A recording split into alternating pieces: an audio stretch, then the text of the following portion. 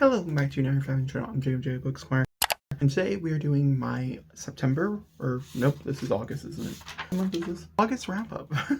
Today is the 30th, and so there is a good chance that I might finish the book I'm currently reading and start the next one, and if so, it is okay. It is for a series overview, so I'm talking about them anyways.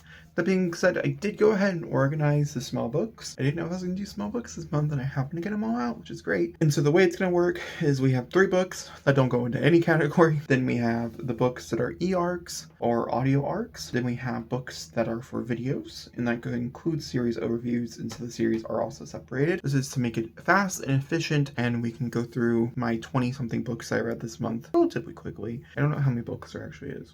Possibly 22, maybe 23. Starting with Lady Midnight. Lady Midnight was the first book that I read this month, and this is the first book in the Dark Artifice. This was a 5-star. Has some of my favorite characters of all time in it. This is the final series that's currently out for the Shadowhunters. It's the current one that's the furthest updated, I should say. There's a few short stories that are taking place after this, so we're talking mainline stories. This is it, and I love Emma so much. This follows Emma and Julian, Emma Carstairs and Julian Blackthorn. Emma is trying to figure out the murder of her parents, and that's all I can really tell you, but it is a 5. It's absolutely beautiful. Very much enjoyed myself. Moving on to Butterfly. Moving on to Butterfly. Butterfly is a graphic novel that I read because a TV show came out with the same name, starring Daniel Day-Lewis. Nope, that's wrong. Daniel Kim Lewis, I think is what it is. Where he plays a spy of a daughter, and he's trying to get her out. It's a very different story than what's being presented here. I gave this a 3. I think the TV show's okay. I think the fight choreography could be much better for it, but either way, I did read it, so there you go. Next, let's move on to Black Flame. Black Flame is in my 25 and 25. I don't think I would have picked it up otherwise, but I did end up reading it. This is by far the lowest rated book out this month. We have 2 5s, and this is like, once again, it's like a 2, so it's the lowest. Black Flame follows this person who cuts up movies, restores them back by film, and the movie that she's working on is, or they're working on, I think it's they, them, they're working on is a older movie from Germany made during World War II that's practically like a snuff film, and they bought it for a lot of money to present it again, and it is also haunted. I hated it. I'm not gonna lie. I did not like it at all. I gave it 2.25. I would have a hard time recommending it to a lot of people unless you're like already a big fan of the author. I didn't like the author's last book. I do like Manhunt though, at least the memory of Manhunt I like. Those are the 3 books that like didn't really have anything. I guess you could warrant that Black Flame is a part of my 25 and 25 that'll eventually come out. I have a few more books on that. 4 books to go over that are e-arcs, so let's start with the first ones on the list, and that is the Slasher's Apprentice. This is a 5-star. If you are big into slashers like I am, I think it's a necessary read in my opinion for the genre. It is a graphic novel. Essentially it follows a person who watches their parents get brutally murdered in front of them by a pretty famous slasher in their neighborhood, their town, and ends up becoming their apprentice. It's very slasher heavy. I had a great time. It's not like the perfect thing, and it's not like the perfect 5-star, but because slashers are so hard to get in my opinion, this one gets it so well that like it is a 5-star for the genre that it's in. It's not like, I think objectively it's like a 3.75 for like just generalistic, but we're not talking generalistic, we're talking genre. So if you into slashers, there you go. Next one we're gonna talk about is Chuck Tingle's newest release, which is Lucky Day. This follows a woman. She is bisexual. She is in a relationship. Her book is about to come out about improbability. They're celebrating early so they can celebrate all their friends. Her mom ends up coming. She ends up coming out and being like, this is my fiance. It's a woman. Her mom makes a big deal about this. They go outside and a giant fish falls from the sky, and then her mother is crushed inside like by a truck. And then we jump forward like 2 years after this, realizing that it was an anomaly and it was like one day of hell, and she basically decided to not live her life anymore. And then she is contacted by this group of people who track down anomalies and try to figure out the reason for it, and they believe that this event that happened was actually like not an anomaly and that it is happening. And that is the story for Lucky Day. Sounds way more intriguing. The opening is by far the best part of this book. I gave it a 3.5 though. I really liked it. I do not recommend reading a lot of Chuck Tingle back to back, as they all have very similar themes and all also pretty much execute the same structure style. Is perfectly fine. There's nothing wrong with that, but like yearly is fine. But like if you're reading 6 Chuck Tingles, especially in the same realm space of genre, because he does write other stuff, I don't know about them, that I feel like maybe it's not as good. All right, we have a book that I'm like really wanting to love, but I didn't love. and that is the Build a Boyfriend Project by Mason Deaver. This is Mason Deaver's first adult romance novel, and I wanted to be there for it so bad. I don't remember ever reading the one that made him famous that's getting turned into a movie. Or is it a movie? Is it already a movie? I don't know. Either way, I don't really remember reading that. This follows a guy as he is working a job that he truly believes is right for him, yet it's a journalism job, and so he has, essentially, he's not writing anything he wants to. They're all like top 10 posts about the greatest date sites or whatever, stupid shit. And he wants to talk about the hard-hitting stuff about the trans community and doing all these things, and everybody at his work, especially his bosses and stuff, say that this is no longer that paper for it. This is no longer that network when it once was. And so he is like, okay, he goes on this blind date with this guy. This date is awkward. It's awful. It's not like the worst date of all time, but it's not the greatest. His boss overhears that and says, hey, you should make it into a series of columns where you build a perfect boyfriend. The only issue here is that, like, with fake dating, I love a fake dating trope, okay? I do think these two people have chemistry, and I think the boyfriend, who is like, the love interest or whatever, is a much better character. The main character is quite unlikable and very much focused on one thing, and I think with fake dating, both people need to get something out of it, or you have it like this book, and it did not work for me in the results. So I gave it a 3.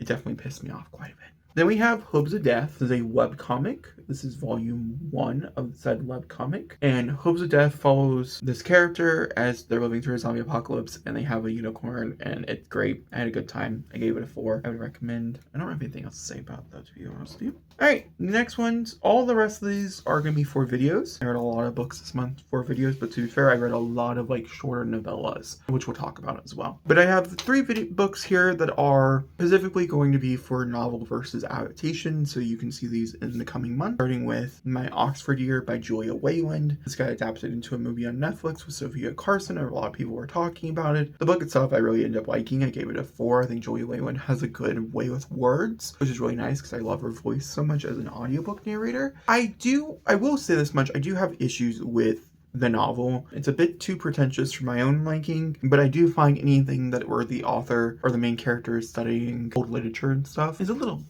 posh. It's a little prissy. And it still comes across that way. But they do a good job at it, to be fair. I wonder if the movie does a worse job based on what I've heard. I think the answer is yes.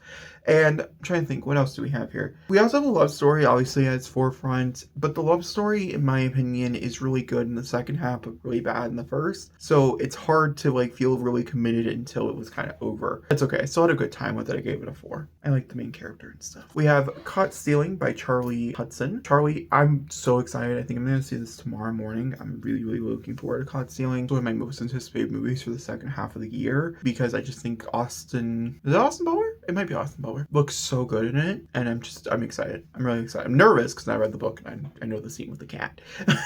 I have been told, based on a review that I read, because Variety typically spoils big things, they had said that they toned it down. It's more off camera than it is on, but you know what's going on. So I'm nervous about it, but I'm interested. It's, a man, I can't remember his name off the top of my head. He is a baseball player, or he's an old baseball player. He ends up getting hurt, injured, and stuff. He gets brought into the world of, he's in Chicago, I think, in the 90s or the early 2000s, and he gets brought into this world of gangs from different groups and stuff because of his next door neighbor who leaves a key that leads to something. I don't want to spoil anything. I had a good time with it. It's not perfect. I gave it a 3.5. I really liked the evolution of the character. I feel like the character felt very true to itself. However, the movie, at least the trailers, make Austin Butler's character in the movie have more dignity and a lot more like purpose, I guess. And whereas in the book, a lot of that was like left on the writing table, in my opinion. But I still liked it and I would recommend it. I would recommend Triggers, though, because it is really graphic when it becomes really graphic.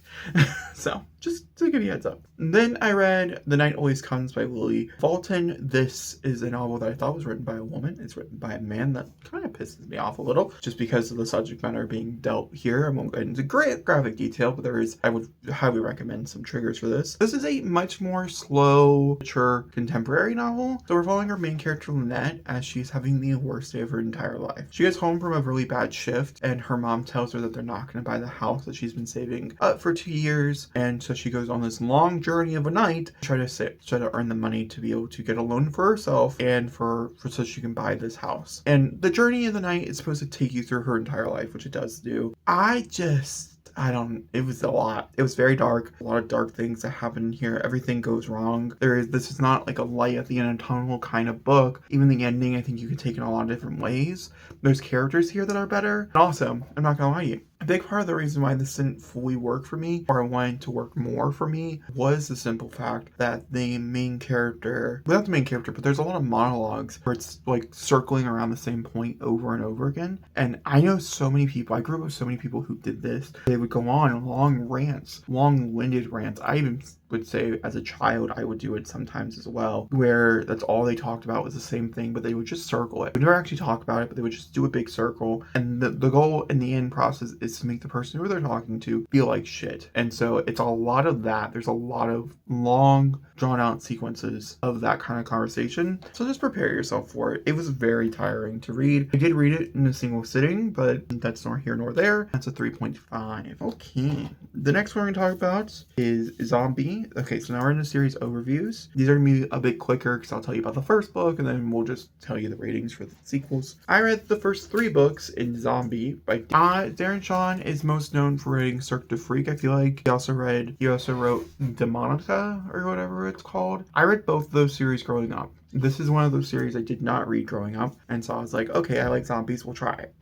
The first book kind of is a zombie book, but it's really not a zombie book. The first book, which is called Zombie, this is because the main character's name is B, and so it's like a play on the word. And we start the book in Ireland as a zombie outbreak breaks out. Then we jump over into London, where, like the poorer side of London, where we meet this character B, who is growing up in an extremely abusive household with a really racist father. And those are the big themes of the first novel, with a little bit of zombie action. I gave the first one because I did find it partially offensive. I think it worked out in the end, but I did find it partially offensive, a 3. Its sequel, which would be Zombie Underground, they got recovers eventually, and so I have a mix of the two. It's a 3.5 based on where I got the cover from. And Zombie City, which is by far, I think, my favorite one out of them all. It had the most interesting characters and the most interesting plot. Sorry, I'm just trying to figure out where I read that. Was a 4. So we are on an uptick for it, so I will continue on with the series. And then lastly, the big old beast of the day, I read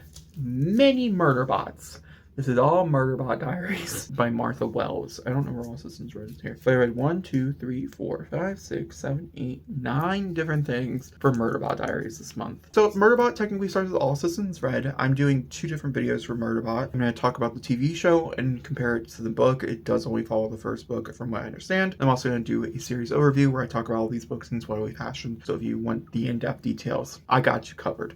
Or mostly covered, I should say. The job it's mostly covered. Also some red, however, I'm so tired of talking about this, but it follows MB or Murderbot as he is assigned to a colony on this moon where they're like mining things. Shit goes awry, okay? That's the easiest way to explain this. The whole point you're reading this is for Murderbot himself. He is a sec unit, which means he is part human. Well, he looks like a human, but he is a robot. You're kind of going through the motions with him. This is a 4.5. I had a fucking great time. I had read this previously. I think I gave it a 3.75 on the initial read, and I thought it was perfect, okay? I loved it. It's great. Perfect, maybe not, but it was great. However, with All Systems Red, there are 2 novellas that come before it. Okay, so let's talk about those next. So we have, I don't remember, Obsolence or something?